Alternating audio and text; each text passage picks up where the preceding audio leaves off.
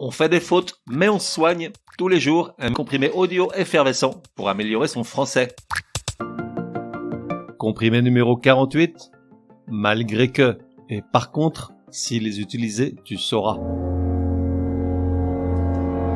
Petite mise au point, définitive, espérons cette fois, quant à l'emploi des expressions malgré que et par contre, qu'on entend encore beaucoup aujourd'hui.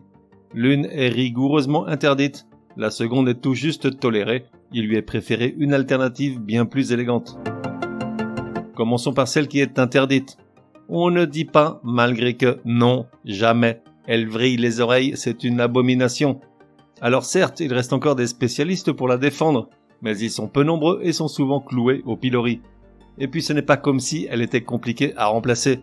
Il suffit de dire « bien que » et le tour est joué. Exemple, Patrick est sorti avec ses potes malgré que Martine « non !»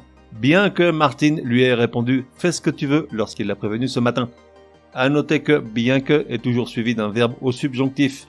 Autre solution, utiliser l'expression « malgré le fait que » suivi d'un subjonctif, mais cette construction s'avère un peu lourde.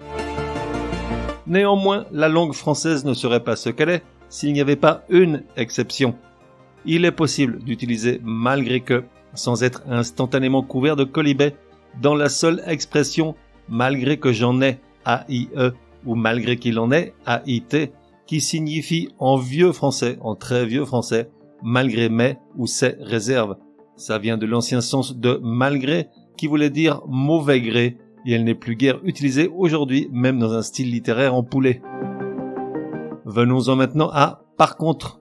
On m'a demandé à plusieurs reprises pour quelles raisons j'utilisais toujours l'expression en revanche en lieu et place de par contre et si cette dernière est interdite d'emploi.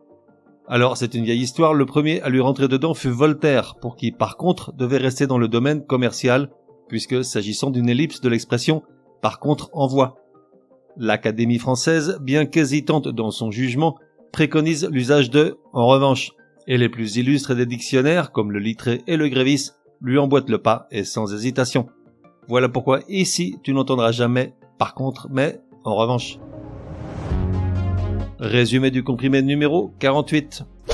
Pour que ça rentre, peut-on employer les expressions « malgré que » et « par contre ».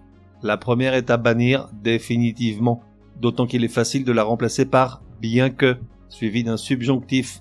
Le seul emploi admis de « malgré que » se trouve dans l'expression « malgré que j'en ai » ou « malgré qu'il en est », mais uniquement dans un cadre littéraire d'un autre âge pour dire « malgré mes » ou « ses réserves ». Quant à « par contre », les sources linguistiques et grammairiennes lui préfèrent l'expression « en revanche », beaucoup plus soignée et élégante. On fait des fautes, mais on se soigne, te donne rendez-vous demain pour un nouveau comprimé super fastoche. N'oublie pas de t'abonner au podcast pour ne laisser passer aucun comprimé. Et si tu es de bonne humeur, merci de laisser un chouette commentaire, certaines applis de podcast le permettent.